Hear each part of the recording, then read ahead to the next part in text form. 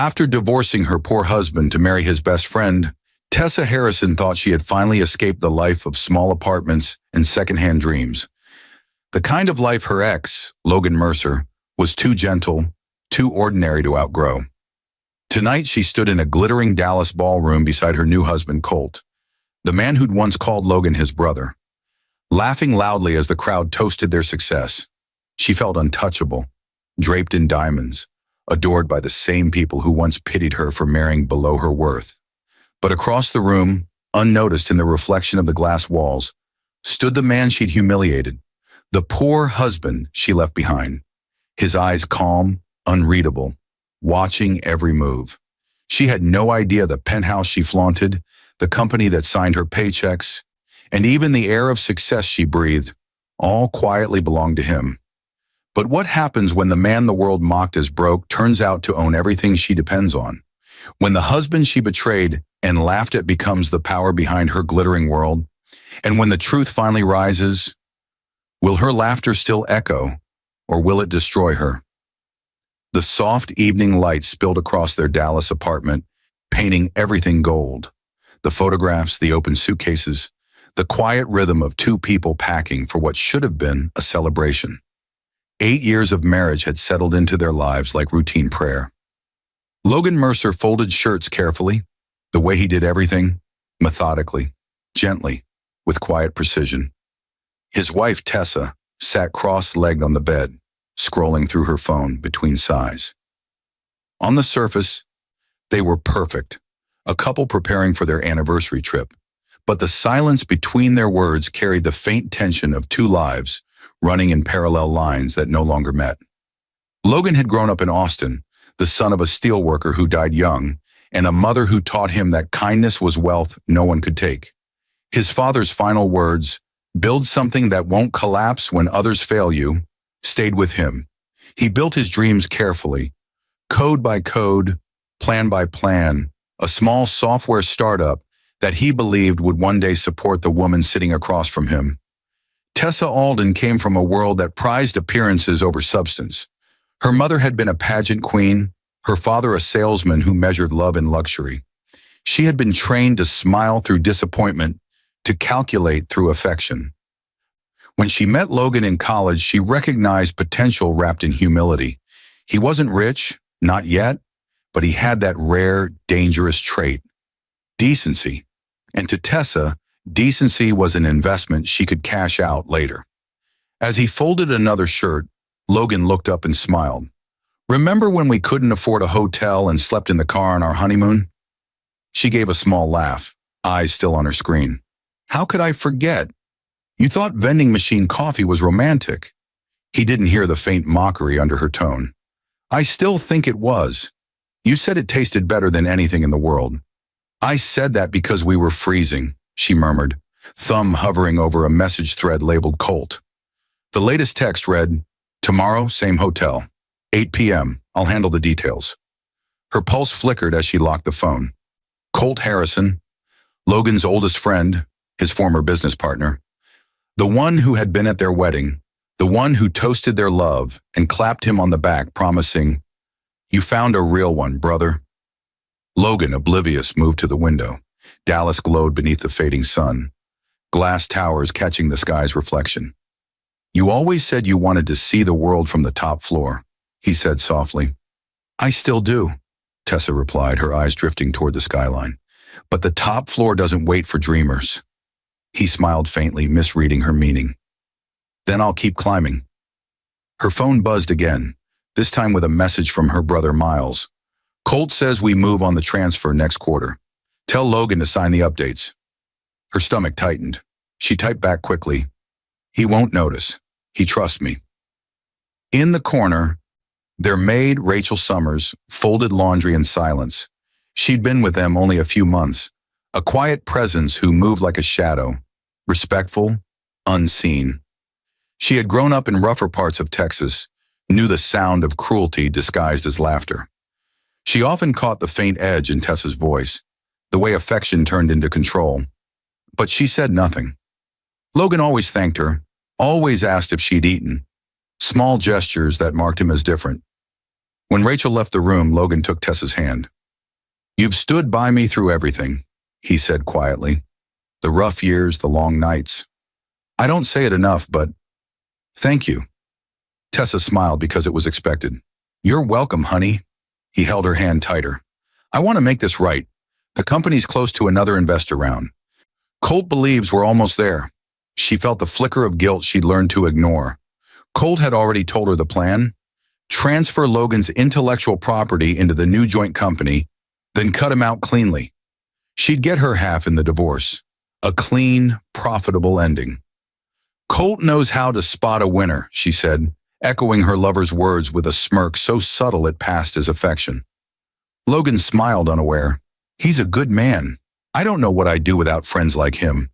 Her phone vibrated again. A message from Colt this time. "Wish it was your hands packing that bag." She turned it face down. Rachel re-entered quietly to place the folded clothes on the dresser. She noticed the faint tremor in Logan's hand as he zipped the suitcase. Love mixed with exhaustion. The look of a man who gave everything and asked for little. As evening settled, Logan lit a candle on the dining table. "One dinner before we go," he said. "No work, no phones."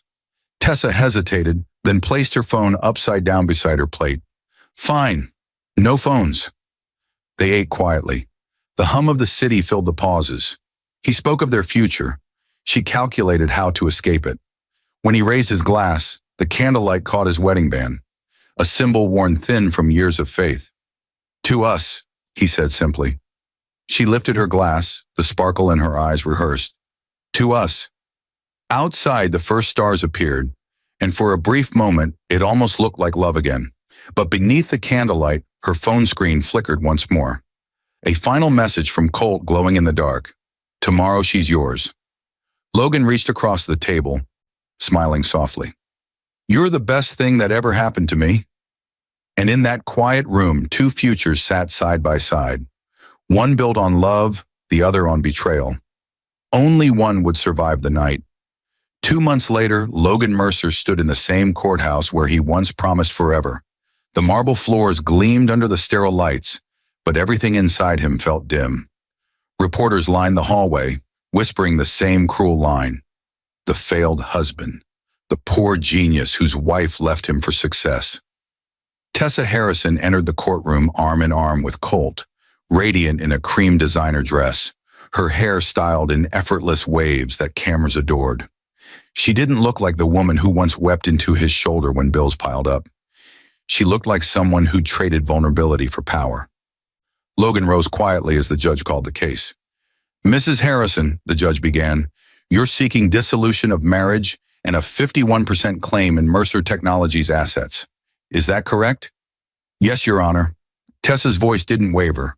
Her lawyer, a sharp-tongued woman with a smile that never reached her eyes, handed over a stack of papers. Colt sat behind her, his smirk small but satisfied. Logan glanced at him only once. He remembered the night Colt stood as his best man, promising loyalty, friendship, and brotherhood. Now the same man was watching him unravel, hands folded like a spectator at a play he'd written. The testimony dragged for hours. Tessa's lawyer painted Logan as negligent, unambitious, unfit to manage finances. "He's a man with potential, Your Honor, but no discipline." Mrs. Harrison carried this marriage. Carried. The word landed like an insult. When it was his turn to speak, Logan didn't defend himself with anger. He simply said, "All I ever wanted was for her to feel safe. If that meant giving her everything, I did it gladly." Tessa laughed, softly, cruelly. "You gave me survival, Logan. I wanted a life." The courtroom murmured. Logan's attorney tried to object, but he lifted his hand. "It's all right." Colt leaned closer to Tessa and whispered something that made her smile. Rachel Summers, seated at the back, noticed. She had come quietly, dressed simply, the only familiar face that didn't turn away when the cameras pointed. She'd seen the slow collapse of a kind man and the arrogance of those who believed kindness was weakness. When the judge finally signed the papers, Tessa exhaled as if freed from chains. She walked past Logan, the scent of her perfume lingering like a ghost of love long dead. Colt extended his arm. She took it, glancing once over her shoulder. Logan stood still, expression unreadable, wedding ring glinting faintly beneath the fluorescent light. Outside, flashes blinded him. A reporter shouted, "Mr. Mercer, how does it feel to lose your company and your wife in one day?" He gave no answer. Across the steps, Tessa and Colt posed for the cameras. Her laughter rang out, sharp, confident, echoing through the marble columns. She looked at him from across the courtyard, that victorious smirk sealing her belief that she'd finally escaped him. "You'll land on your feet someday, Logan," she said loudly enough for everyone to hear. "You always said you liked building things from scratch." Colt laughed with her. Logan turned to leave, but the wind caught the envelope in his hand.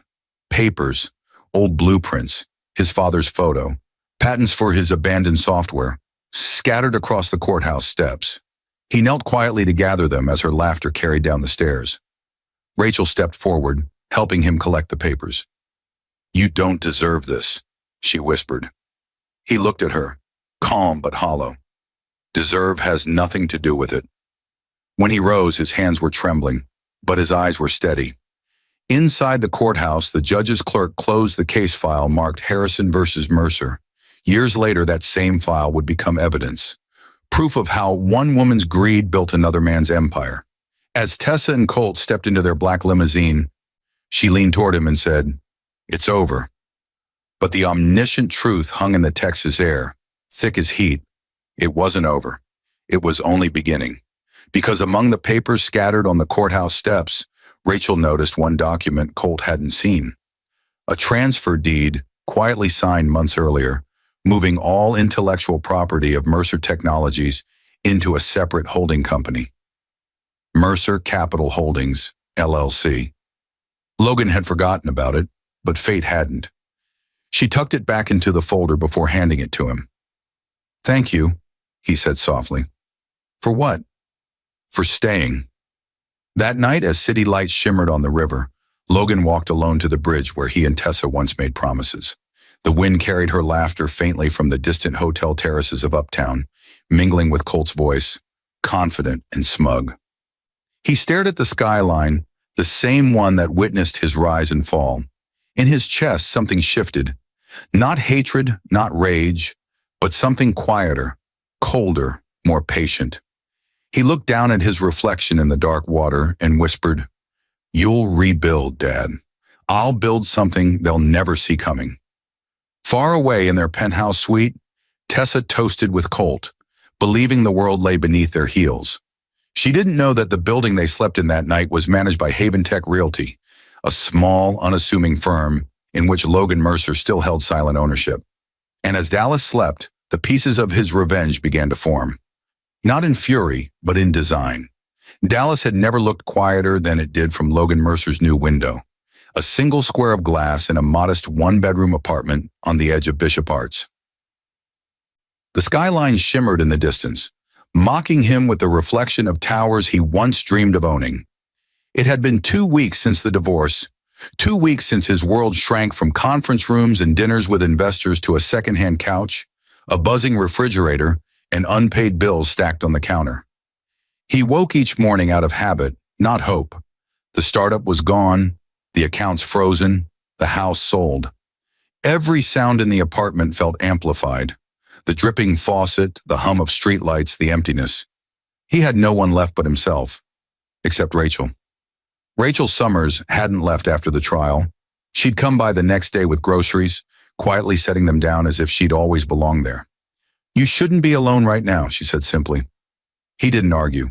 She became his one remaining witness, his quiet anchor. He'd met her only months before everything collapsed.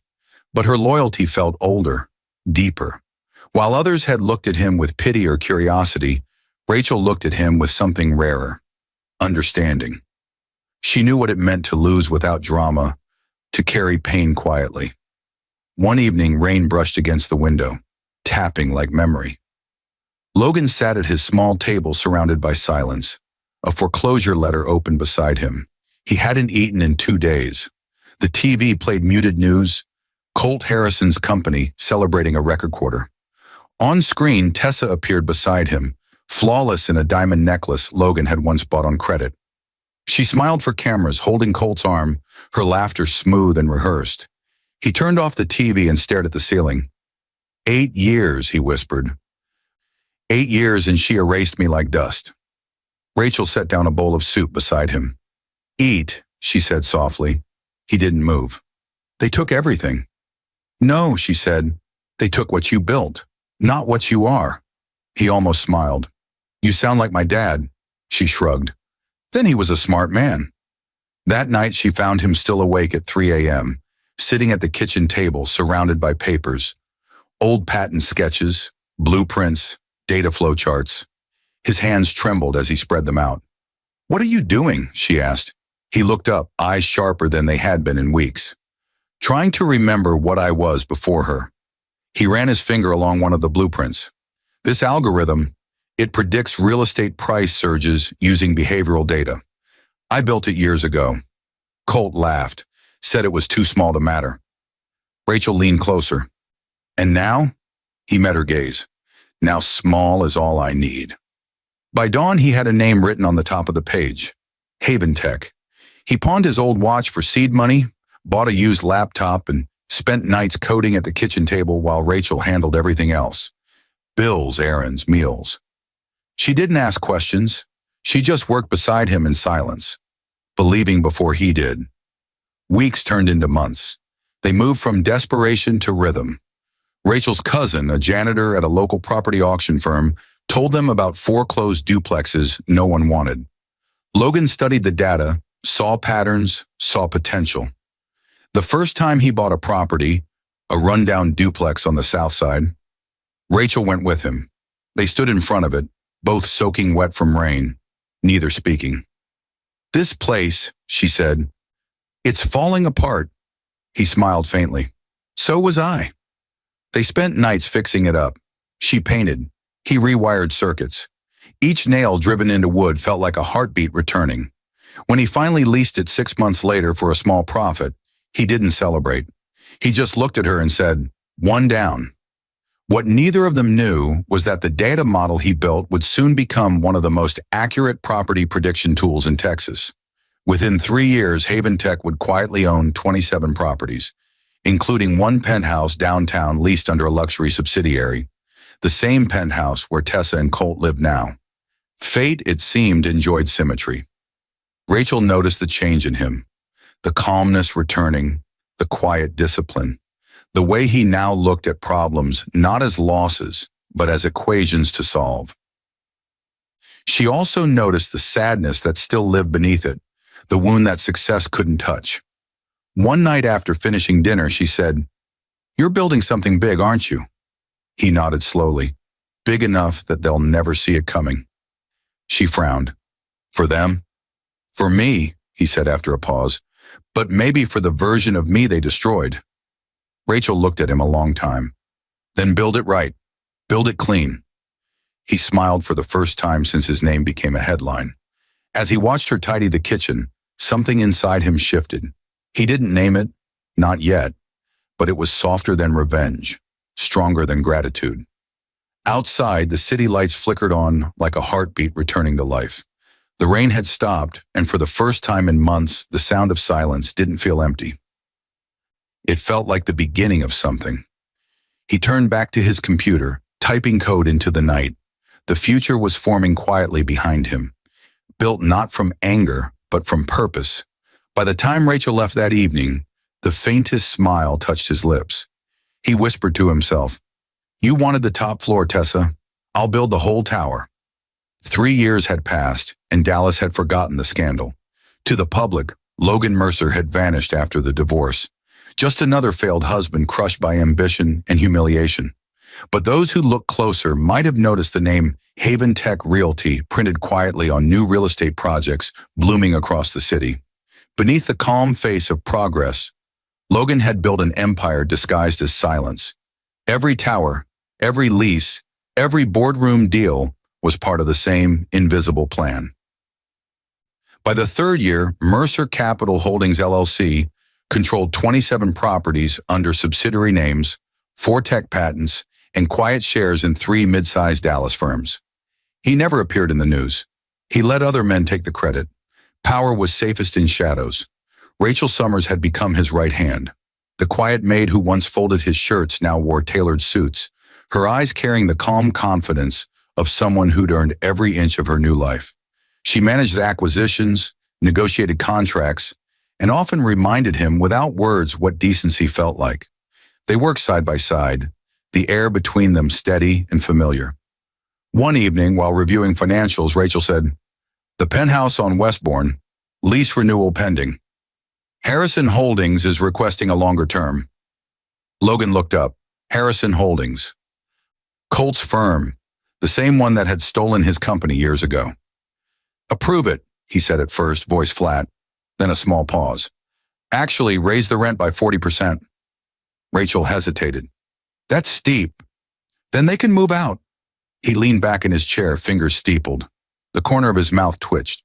Not quite a smile, but close. The penthouse Colt and Tessa shared had once belonged to another company Haven Tech quietly acquired last year. They had no idea who owned it now. Across town, Tessa was adjusting a silk dress in front of her mirror, frowning. The building's management had just emailed the new lease terms. Colt read it aloud, cursing. 40% increase? Are they insane? "Call them," Tessa snapped. "I did. They said the landlord's within his rights. Corporate ownership. No appeal." She poured herself a drink. "Unbelievable. This is harassment." He looked at her, exhausted. "Maybe we should sell the boat." She laughed coldly.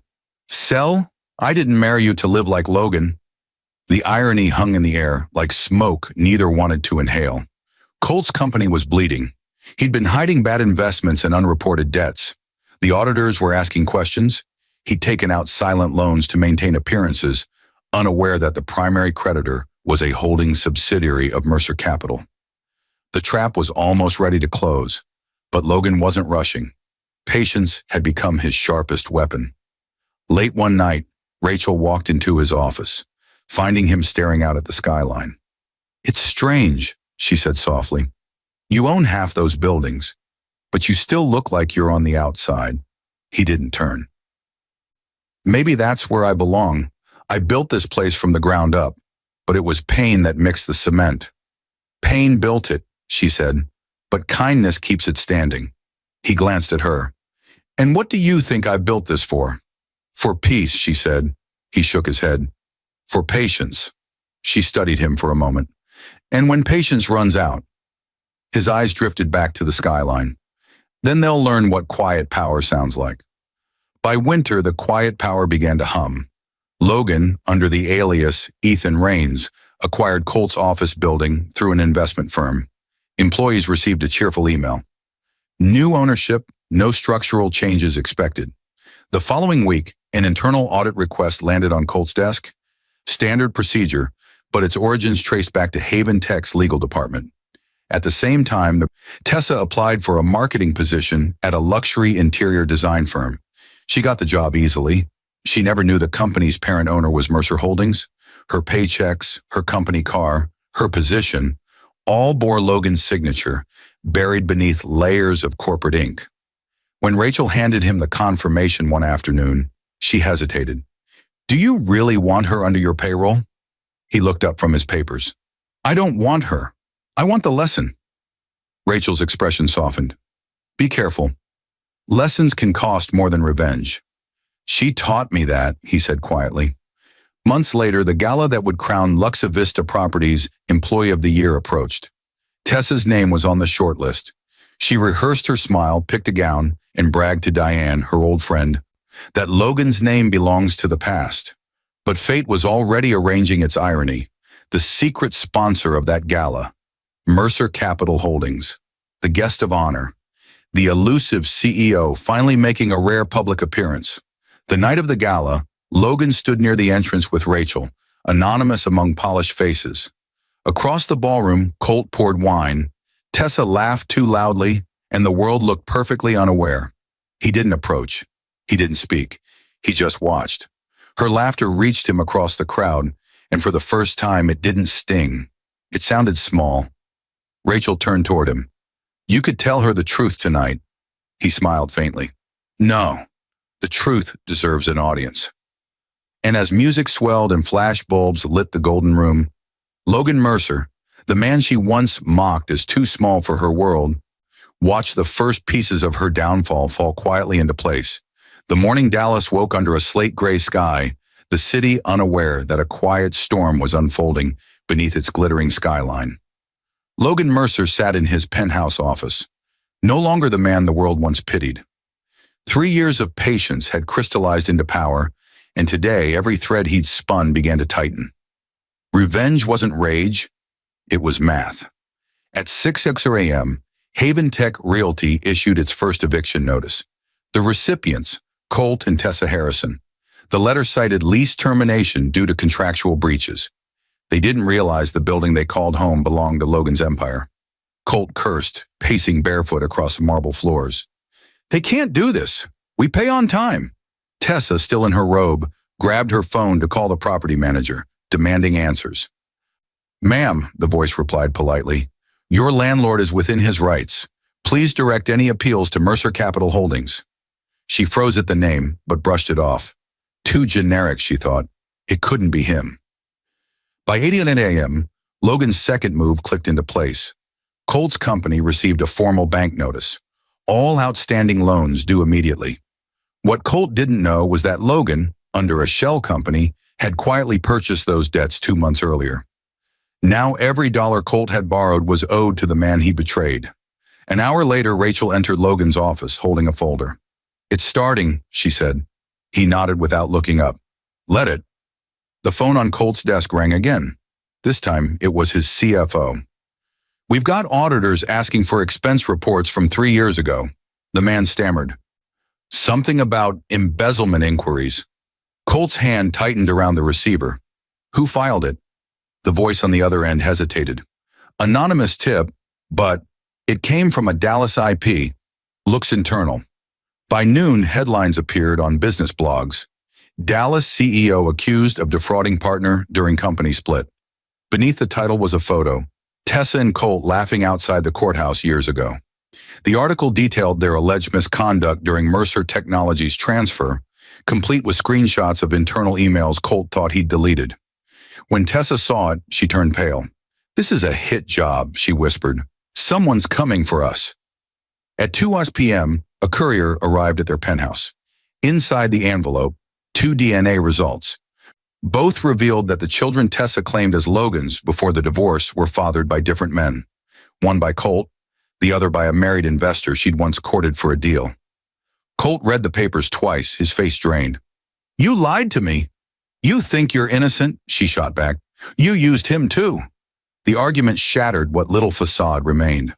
That same afternoon, a court order froze all their assets pending investigation into misappropriated corporate funds. Their joint accounts were locked. Tessa's credit cards declined at a boutique. She threw her purse in frustration, humiliated in public for the first time. Logan didn't watch the chaos unfold. He orchestrated it and waited for the echoes. Rachel found him later reviewing stock charts. "You've broken them," she said quietly. He didn't answer. By evening, Mercer Capital filed a civil lawsuit for fraud, defamation, and breach of trust. The judge assigned to the case was the same man who had presided over Logan's divorce. When the documents were served, Colt nearly collapsed. Within a week, every layer of their world peeled away. The society pages that once praised Tessa's beauty and Colt's ambition now printed their disgrace. "Socialite couple under fraud investigation," read one. Sponsors withdrew. Invitations stopped. Their friends evaporated faster than their money. At Colt's firm, panic spread. Investors pulled out when a sudden stock drop revealed Logan's final card.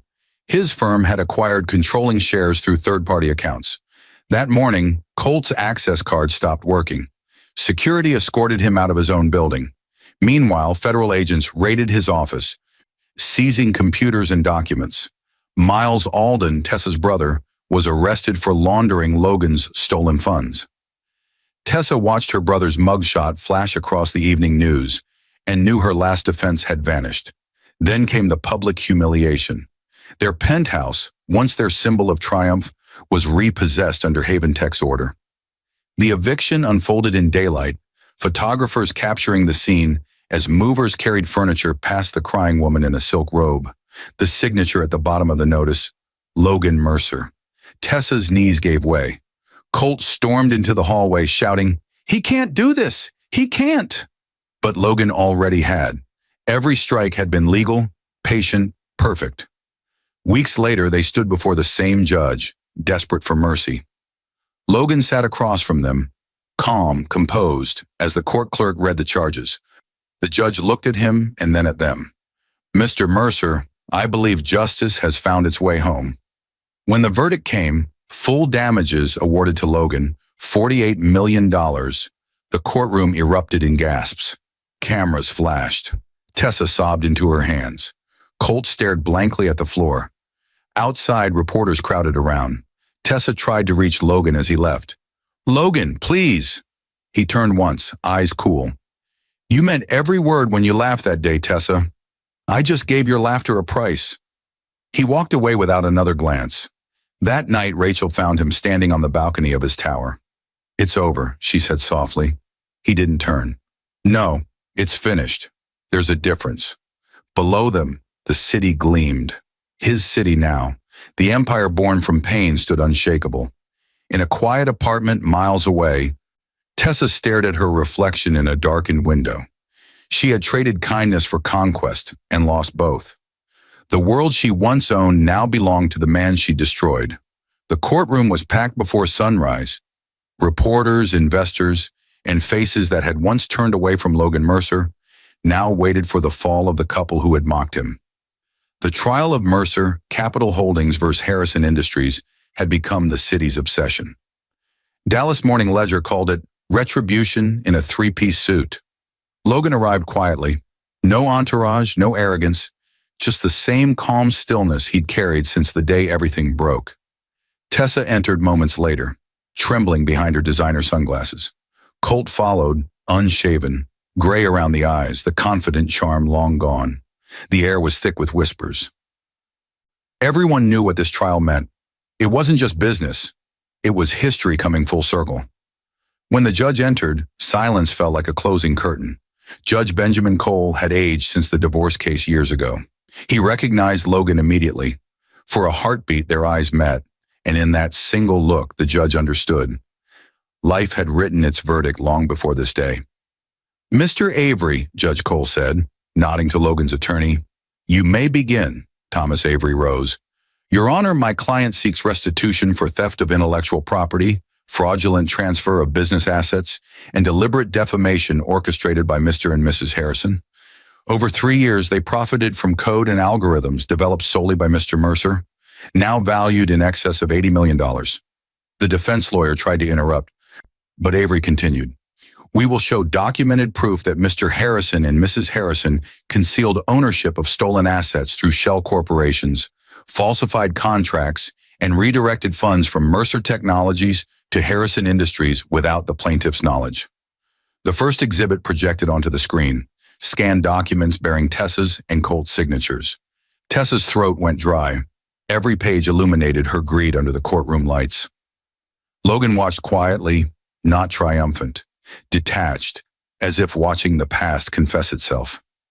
Tessa whispered to Colt, "You said this couldn't trace back." He didn't answer. His hands were shaking. Hours passed. Witnesses testified. Accountants, former employees, even Miles Alden via video call from prison. Each confirmed what Logan already knew. The betrayal wasn't a single act. It had been a campaign. Then came the moment everyone waited for. "Call Mr. Mercer," the attorney said. Logan stood and walked to the witness stand. Every camera in the room clicked. He took the oath with the same steady calm he'd once used to say, "I do." "Mr. Mercer," Avery began, "you were once married to Mrs. Harrison, correct?" "Yes." "And Mr. Harrison was your business partner?" "He was." "When did you become aware that your company had been stolen from you?" "The day I lost everything," Logan said evenly. "At the time, I thought it was fate. Later, I learned it was friendship." A ripple moved through the courtroom. Avery nodded. "And did you retaliate?" Logan's gaze lifted to Tessa, then to Colt. "Not immediately. I built. That's all I know how to do. But this time, I built differently." Differently how? I built so the foundation couldn't be taken. I built so the truth would always be part of the structure.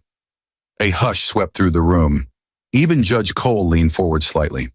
Avery held up the final document, a corporate registry form. This, he said, proves that Haven Tech Realty, Luxa Vista Properties, and Mercer Capital Holdings are all legally owned and operated by Mr. Mercer.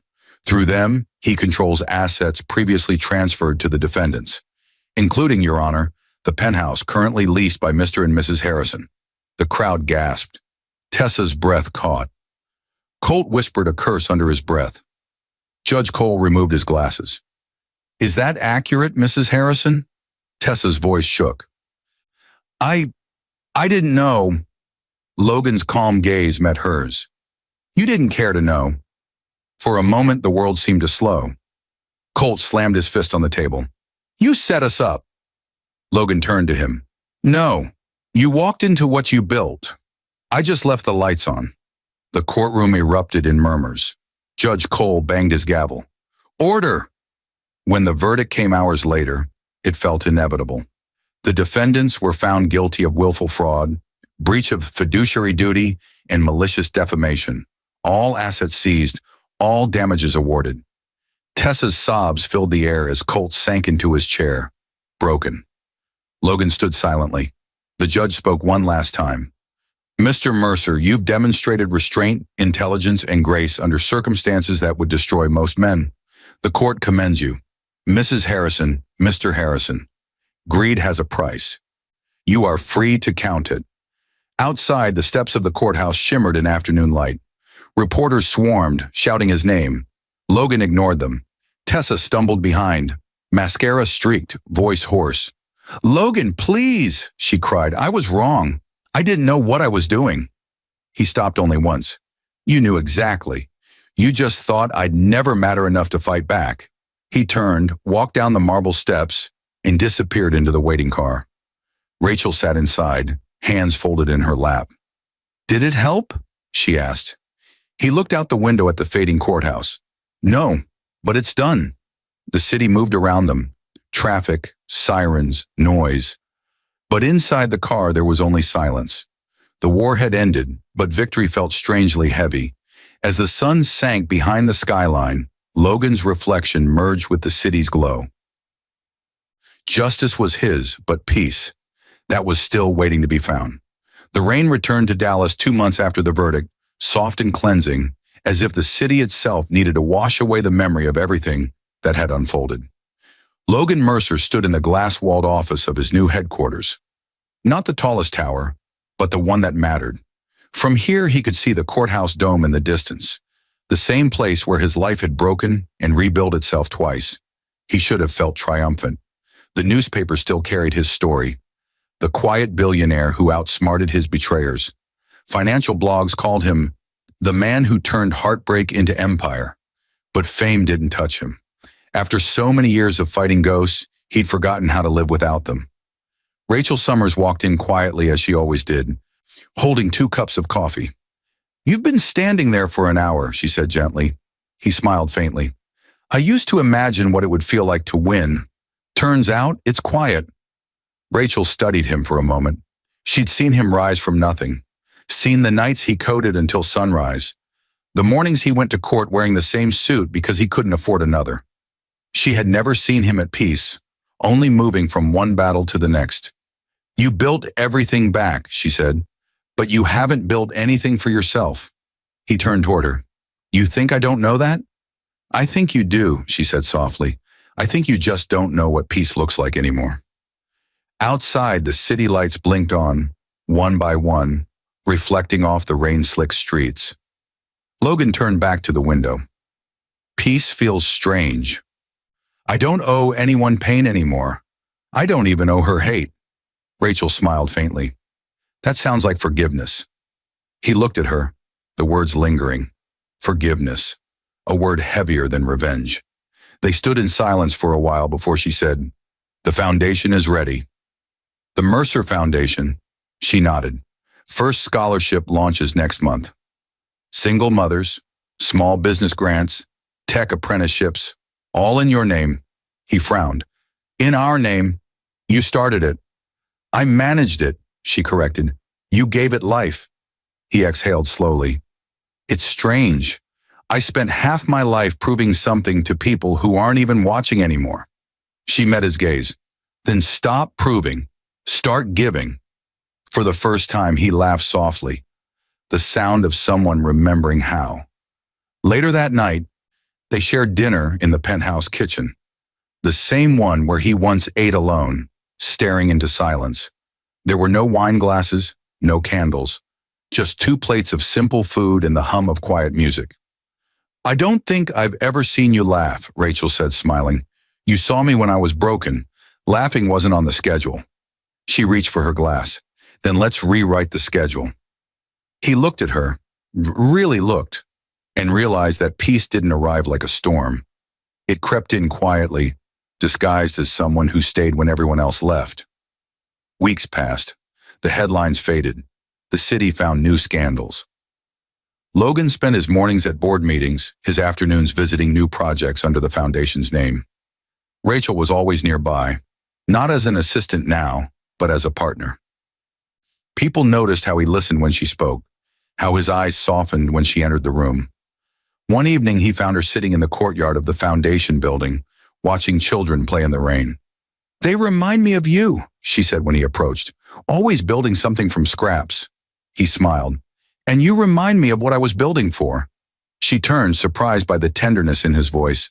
I lost everything, he said quietly, and found you in the ruins. Maybe that's what it was all for. They sat in silence, rain whispering against the pavement. For once, there was no plan, no strategy, no revenge, just peace. Weeks later, under the pale lights of a courthouse hallway, the same courthouse that once witnessed his humiliation and his justice, Logan stood beside Rachel in front of a county clerk.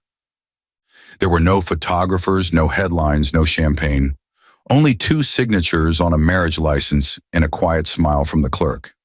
As they stepped outside, Rachel looked up at the building's stone facade. Strange place for a wedding, he smiled. No, perfect place. This is where I lost everything. Now it's where I start again. That evening, they returned to the penthouse. The air was warm, golden, filled with light. Logan poured 2 glasses of wine and handed her one.